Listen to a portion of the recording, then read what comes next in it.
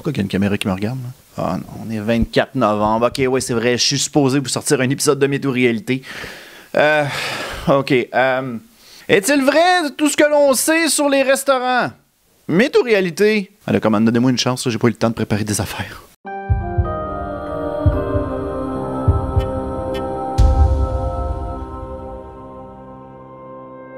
Aujourd'hui, j'ai décidé de proposer un petit défi à des streamers que j'apprécie. J'ai donc décidé de demander à Bob de la gamacherie, Émilie! Pinky Samy! Mathieu de la gamacherie, Bencho Slide. de bien démystifier les mythes sur des fast-foods que l'on connaît. Seront-ils à la hauteur? C'est ce qu'on va voir. Première affirmation, le gouvernement a forcé PFK à enlever le mot poulet du nom de leur entreprise parce que la viande qu'ils servent serait plutôt des animaux mutants. Météo-réalité.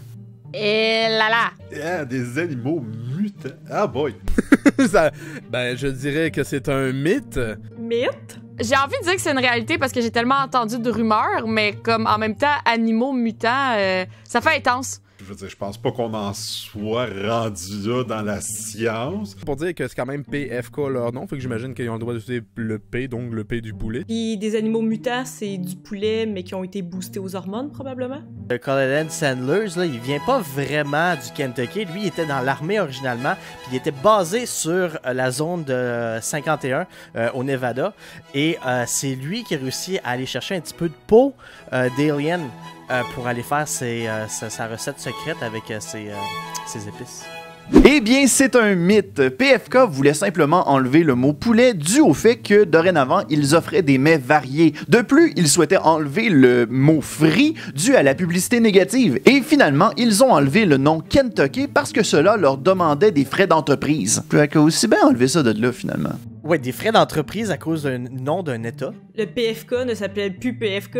Mais ils vont s'appeler comment? Ils vont s'appeler pas de poulet, pas de friture, puis ça vient de quelque part d'autre. C'est peut-être pas bon pour la santé, mais c'est tout le frit qui est bon là-dedans. S'il enlève, c'est plus du PFK, c'est juste du poulet. Finalement, j'aurais aimé ça que ce soit réalité.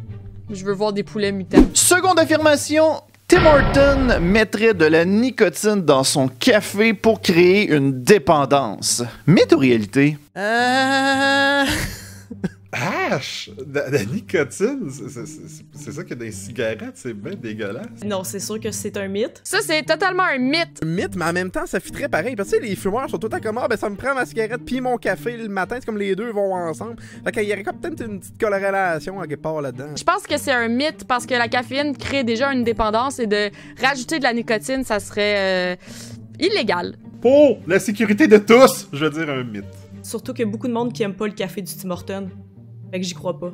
Eh bien, c'est un mythe. La CBC a fait un reportage à ce sujet. Ils ont pris un échantillon du café de Tim Hortons pour le faire analyser. Ils n'ont trouvé aucune trace de nicotine. De plus, la Canadian Food Inspection Agency a confirmé que s'il y avait de la nicotine dans le café, ben ça ferait longtemps qu'ils l'auraient enlevé. Ça serait bonjour les poursuites, hein? Au moins, on est sauf de ce côté-là. On mange pas toujours santé, mais à un moment donné, faut pas pousser à bout non plus. De la nicotine, calvasse. Pour vrai, j'ai jamais entendu parler de ça. Ça goûterait la nicotine? Non, de la nicotine, ça doit pas avoir de goût. C'est le reste de la cochonnerie qu'ils mettent dedans. Autre chose intéressante, je pense que la même étude a été faite qui ont trouvé aucune trace de caféine non plus dans leur café. Troisième affirmation, un doigt a été retrouvé dans un bol de chili chez Wendy's. Météo-réalité.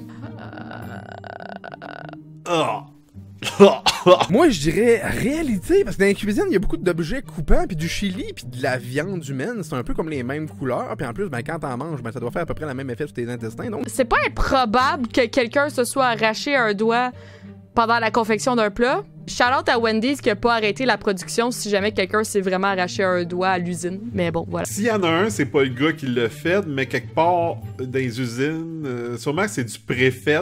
Puis c'est sûrement fait dans une usine quelque part où que les normes de sécurité sont pas extrêmement développées. Fait à contre-cœur, avec un petit goût de reflux dans la bouche, je vais dire une réalité. Je vais dire réalité. Je suis pas mal sûr que je n'ai entendu parler pour de vrai, mais je crois que c'est la personne qui a intentionnellement mis ça dedans. Mais juste un petit fait de vie, j'ai une de mes amies qui a déjà eu un ongle dans sa poutine.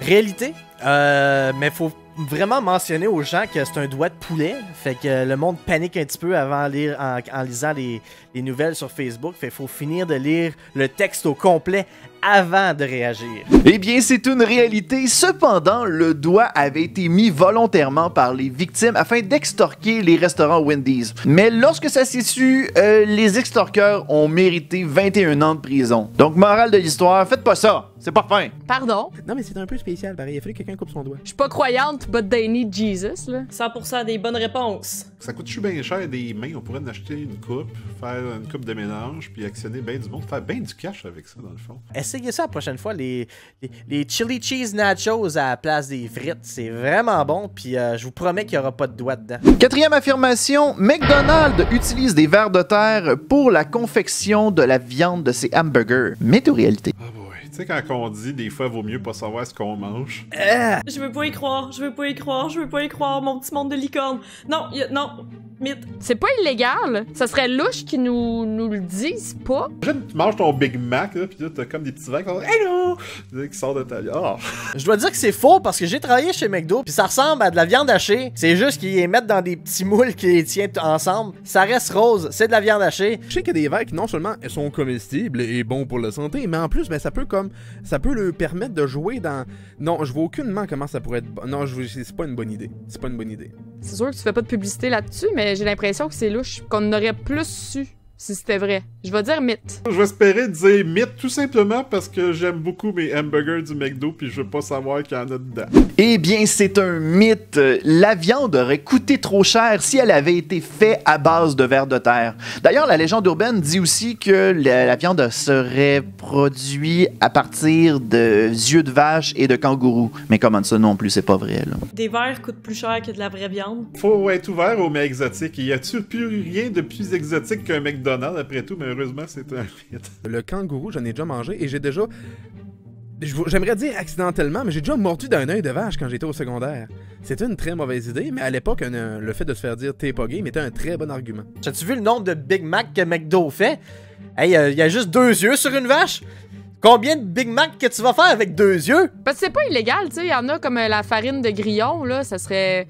D'après moi, c'est quelque chose que peut-être des compagnies vont commencer à utiliser, sauf que t'as pas le choix de le dire, puis mettons que c'est pas vendeur. Fait qu'on l'aurait probablement su. Et finalement, certains breuvages du Starbucks contiennent du sperme. Météo-réalité. Non!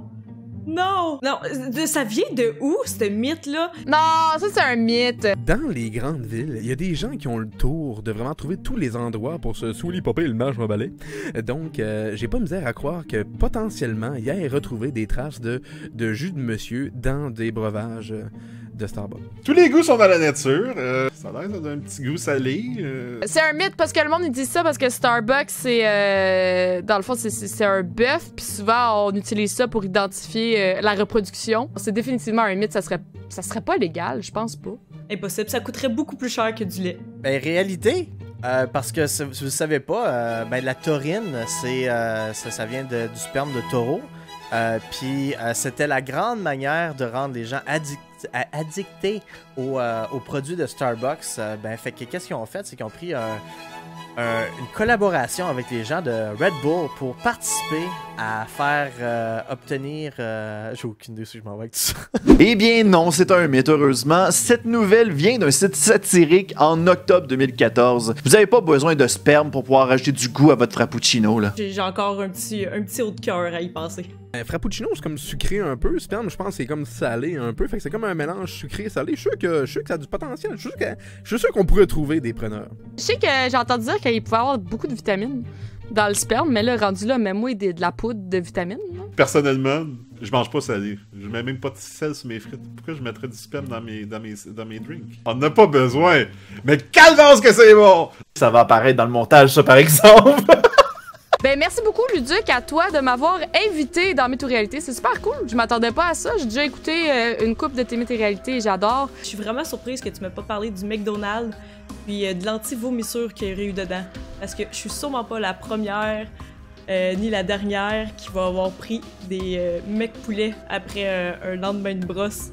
pour enlever le mal de cœur. Ben, merci beaucoup à Luduc d'avoir passé au streamer pour cette édition spéciale.